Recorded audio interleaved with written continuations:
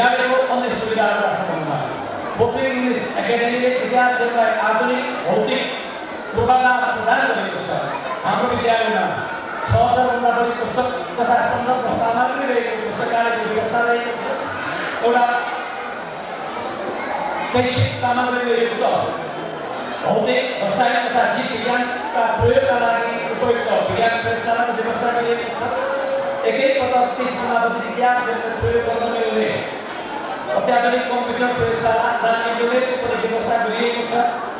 Audio visual तथा smart बोर्डका साथसाथै प्रोजेक्टर साउन्ड सिस्टम सहितको तथा कक्षा तथा व्यवस्था गरिएको छ जहाँ प्रभावकारी रूपमा प्रस्तुतीकरणहरू गर्न भिडियोका सिकाइ र चलचित्र प्रदर्शन गर्ने नियमित रूपमा बनाइएका छन्।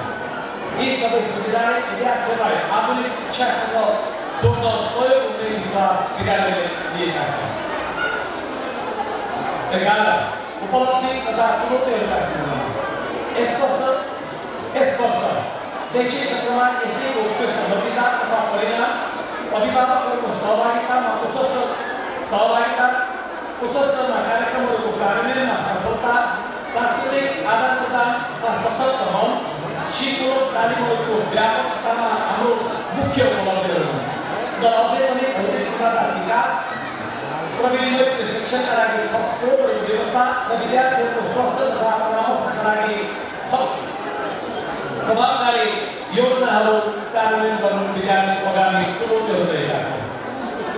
यो भयो शैक्षिक वर्ष 2082 का सन्दर्भमा सञ्चालन गरिएका र शैक्षिक वर्ष 2082 का सन्दर्भमा केही कुराहरू। अब शैक्षिक वर्ष 2082 मा विद्यालयले उपलब्ध गराउने सेवा तथा सुविधा र केही योजनाहरू पनि यहाँमाझ प्रस्तुत गर्ने अनुमति चाहन्छु। किन्डरगार्टन तह तथा ग्रेड शिक्षक किन्डरगार्टन तहमा अहिले हामी ग्रेड शिक्षक विधि अन्तर्गत प्रत्येक कक्षामा 30 जना विद्यार्थीहरू र 2 शिक्षिकाहरूको व्यवस्थापनका साथ बाल मैत्री भवनमा कक्षाहरूको सञ्चालन गरिरहेका छन्। प्राविधिक तह कक्षा 1 देखि 5 सम्म सेमी ग्रेड शिक्षक विधि अन्तर्गत अध्यापन हुने तथा प्रति कक्षा 24 विद्यार्थीहरू मात्र राखी कक्षा सञ्चालन गरिरहेका छन्। कक्षा प्राविधिक तहका लागि पनि छुट्टै बाल मैत्री भवन, बाल मैत्री पुस्तकालय, बाल मैत्री आधुनिक स्मार्ट बोर्डयुक्त अडियोभिजुअल कक्षको पनि व्यवस्था गरिएको छ। निमावी तथा मावी तह कक्षा 6 देखि 10 सम्म विषयगत शिक्षण विधि अन्तर्गत अध्यापन हुने तथा प्रति कक्षा 30 विद्यार्थी राखिने र निमावी र मावी तहका लागि विद्यालय भवनमा उपयुक्त 32 जना विद्यार्थीहरू एकैपटक प्र्याक्टिकल गर्न मिल्ने कम्प्युटर कक्षा न्यूनतम 32 जना विद्यार्थीहरूले सँगै बसेर पढ्न मिल्ने पुस्तकालय कक्षा र 50 भन्दा बढी विद्यार्थीहरू बस्न मिल्ने स्मार्ट बोर्ड सहितको एक अडियोभिजुअल कक्षको पनि व्यवस्था गरिएको छ। हाम्रो विद्यालयमा कक्षा 4 देखि 10 सम्म प्रति पिरियड एक कक्षा 1 घण्टाको कक्षा सञ्चालन भइरहेको छ। विद्यार्थीहरूले गृहकार्यहरू शिक्षकबाट परीक्षण गराइसकेपछि छुट्टै गृहकार्य सिट असाइनमेन्ट सिटमा विषयगत शिक्षकहरूको अनिवार्य हस्ताक्षर गरी मासिक रूपमा तहको इन्चार्जहरूबाट अनिवार्य रूपमा प्रतिवेदन हामीले बुझाइरहेका छौँ। आगामी शैक्षिक वर्षदेखि कक्षा 6 मा कारखाना विज्ञानसँग समन्वय गरी विज्ञानका कक्षाहरूमा प्रयोगात्मक कक्षाहरू व्यवस्थित रूपमा सञ्चालन गर्ने योजना अघि सारेका छन्। शिक्षालाई सिपसँग जोडौँ भन्ने मूल ध्येयका साथ शैक्षिक वर्ष 2083 देखि कक्षा 7 मा प्रत्येक शुक्रबारको दिन 2 घण्टा हामीले अतिरिक्त नन क्रेडिट कोर्सका कक्षाहरू सञ्चालन गर्ने योजना र जमर्को गरेका छौँ। अर्थात् अब शैक्षिक वर्ष 2083 मा प्रत्येक शुक्रबार टिफिन पिरियडपछि कुनै पनि किताबका पाठ्यपुस्तकका पढाइहरू सञ्चालन हुने छैन। कक्षा 7 मा हामी कक्षा 7 का विद्यार्थीहरूलाई जीवन उपयोगी सिप अन्तर्गत यो वर्ष 3 वटा तालिमहरू प्रदान गर्दैछौँ। पहिलो पाठ शिक्षाको तालिम दिनेछौँ। विद्यार्थी भाइ बहिनीहरूको लागि आजको दिनमा खाजा भनेपछि चाउचाउ, खाजा भनेपछि चाउमिन, खाजा भनेपछि मोमो या खाजा भनेपछि अझ जङ्क रहिरहेको सम्बन्धमा कक्षा 7 का विद्यार्थी भाइ बहिनीहरूलाई आफ्नो घरमा रहेको आलुबाट बनाउन मिल्ने परिकारहरू, चुराबाट बनाउन मिल्ने अरू परिकारहरू या खाद्य परिकारको विषयमा हामी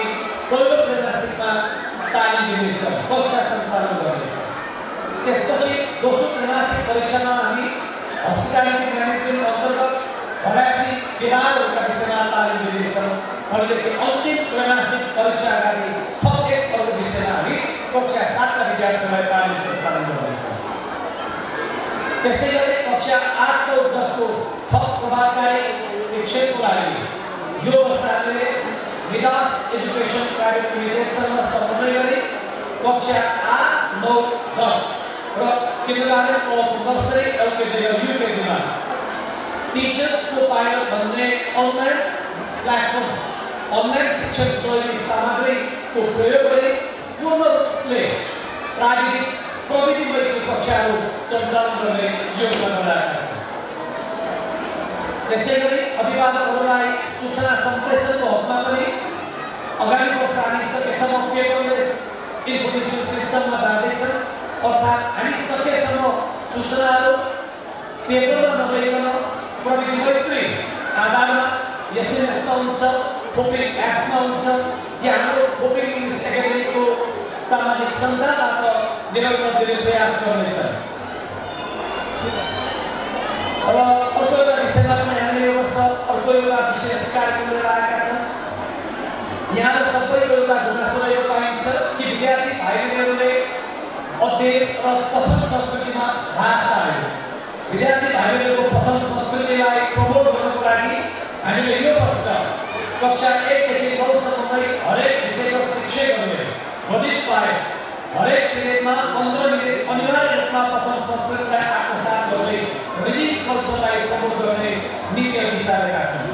जसले गर्दाखेरि विद्यार्थी भाइ बहिनीहरूमा भाषागत सुधार र रिडिङ कल्चरमा यस्तै उल्लेख्य सुधार हुने हामीले विश्वास लिएका छौँ। त्यसै गरी यो वर्ष विद्यालयले उपलब्ध गराइएका सेवा तथा सुविधाहरूलाई निरन्तरता दिँदै आगामी वर्षमा थप केही सेवा तथा सुविधाहरू हामीले विद्यालयले प्रदान गर्ने सोच बनाएका छौँ। भनेदेखि अर्को वर्ष हामीले थप एक अर्को नौ प्रयास गर्ने जनाउनु गरेका छौँ।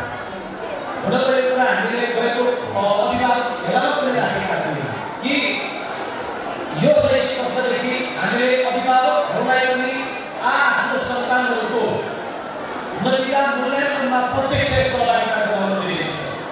अर्थात् नेपाली विषयमा तपाईँको नानी र बाबुको प्रस्तुति कस्तो रह्यो सोको मूल्याङ्कन हजुरबाट नै गरेर त्यसको निश्चित अङ्क यहाँले एउटा कार्यविधिमा फारममा भरेर हामीलाई उपलब्ध गराउनु पर्नेछ। हरेक विषयमा उदाहरणको लागि गणित विषयको मूल्याङ्कन गराउँदा हजुरहरूले आफ्नो घरमा रहेका विभिन्न सरसामग्रीहरूको जोड घटाउ र गन्ती गराउन सक्छ कि सक्दैन, त्यसैको आधारमा यहाँहरूले बाबुनानीहरूको गणित विषयको मूल्याङ्कन गरेर हामीलाई बताउन सक्नुहुनेछ। अर्थात् अब हरेक शिक्षकहरू पनि अभिभावक भए जस्तै हरेक अभिभावकहरू शैक्षिक वर्ष 2082 मा प्रत्यक्ष रूपमा शिक्षकको रूपमा हामीले अगाएका छन् र यहाँबाट पनि विद्यार्थी भाइ बहिनीहरूको राम्रो मूल्याङ्कन गरिदिनुहुनेछ भन्ने विश्वासका साथ पुनर्पटक यहाँ सबैलाई यो सहभागिताको लागि पुनर्पटक हार्दिक स्वागत सँगसँगै हार्दिक कृतज्ञता व्यक्त गर्दै बिदा हुन्छु। हस्, नमस्कार।